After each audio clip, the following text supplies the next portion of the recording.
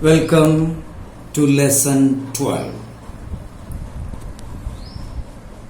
Since we entered the previous class with active and passive and your ability to identify a passive form of the verb, it is only right and fitting to see a few examples how a sentence in active voice is transformed into a sentence in passive voice.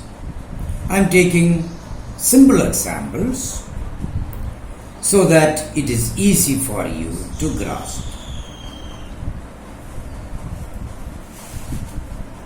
Let's take the example number 1. The boy killed a mosquito.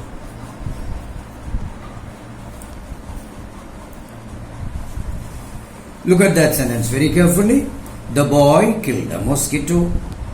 You will immediately say, yes sir, I know it is in active voice because the verb is plain killed. If it has to become passive, there has to be a B group. Now how do we do it? Watch it carefully. Step number 1. You identified the verb.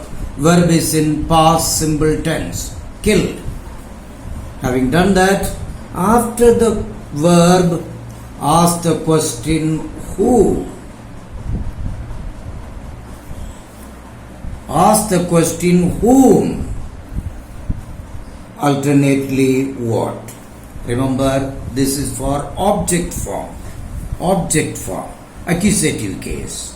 And therefore, in this situation, the answer to both the questions are same. The boy killed whom? A mosquito.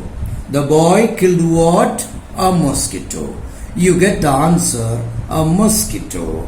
A mosquito, therefore, is brought to the place of subject.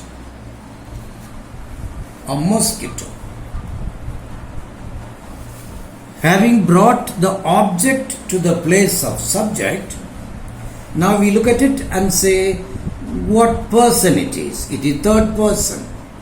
Is it singular? Yes. A mosquito is singular. Therefore, a verb has to be third person singular. And the tense is past tense.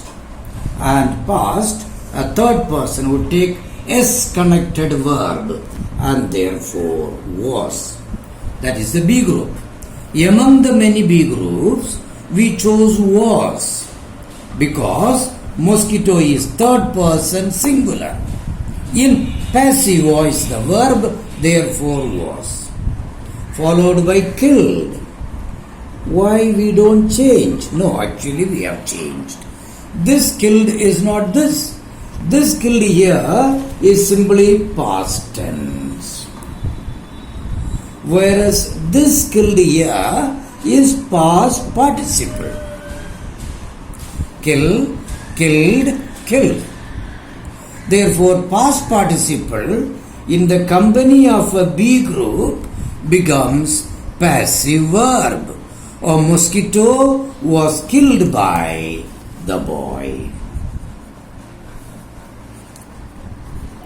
See how easy it is, how simple it is.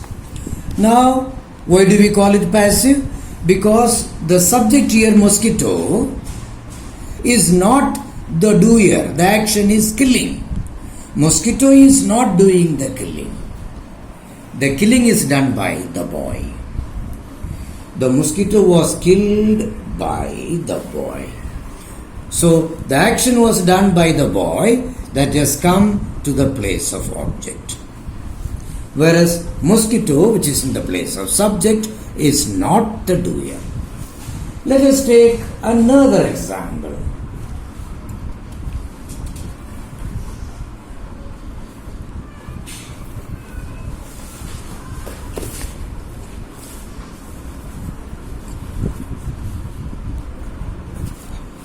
People will soon forget it. I am taking these examples from your own grammar book, English for Nurses. You will find these examples on page 87 and 88, so that it becomes easy for you when I give it as an assignment. This time, look at the verb. The verb is will forget. Will forget. Obviously, future tense. What are the three forms of forget?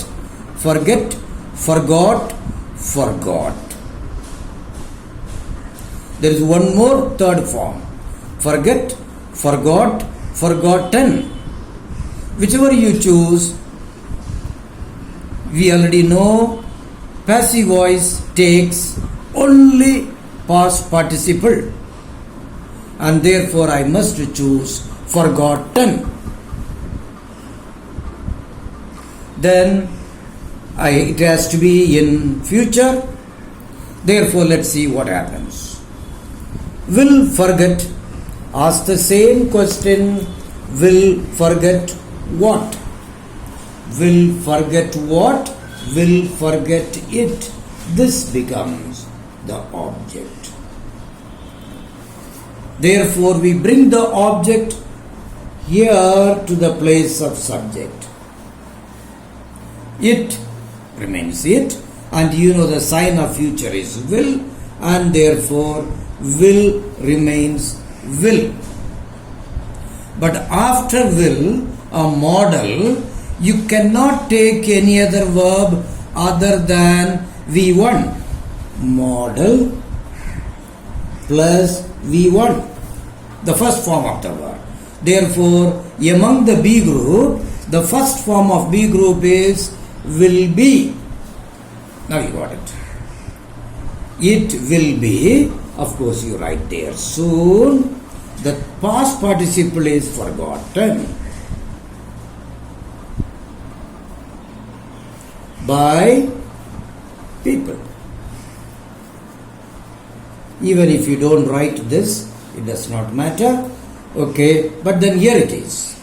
It will be soon forgotten.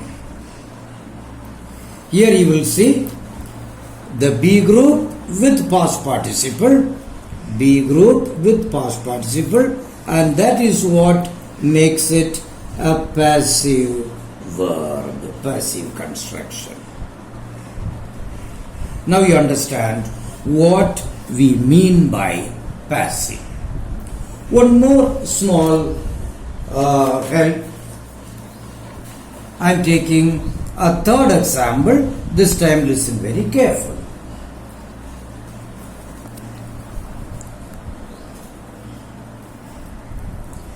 He keeps me waiting.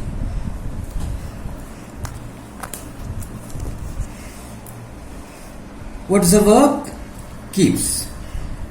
And we know keeps is present simple tense. S because third person singular. And there is no B group here. Therefore, we know for sure that it is active voice. Now, what do we do for passive voice? Watch very carefully. After the verb keeps, ask the question, keeps whom? Remember, the first question you ask is whom. You can also ask the question what. Let's answer both. He keeps whom? He keeps me waiting.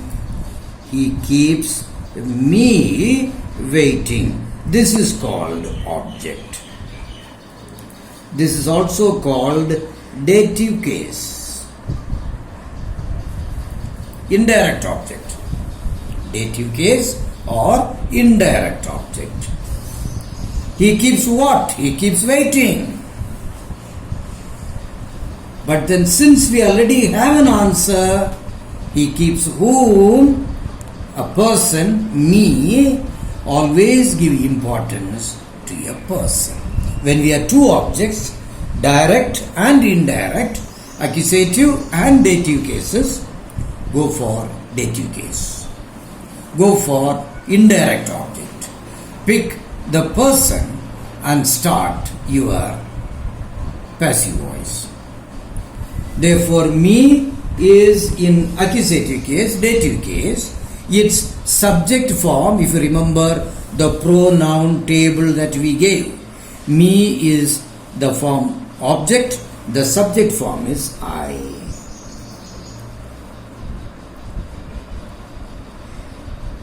And obviously, keeps is the verb. The three forms are keep, kept, kept. We need the third form, kept. So, kept. Third form. We need a B group. Since it is present tense, and in present tense with I, there is only one B group that agrees, and that is am. I am kept. And the remaining. I am kept waiting. I am kept waiting. By whom? By him. I am kept waiting by him. Look at the verb now. It has become that long. I am kept waiting. Kept is past participle. Am is B group. This combination makes it a passive sentence. So please remember, whenever you have two objects, direct and indirect objects, you pick the indirect object to make active voice, to make passive voice. So therefore, you get a coherent, easy, simple passive form.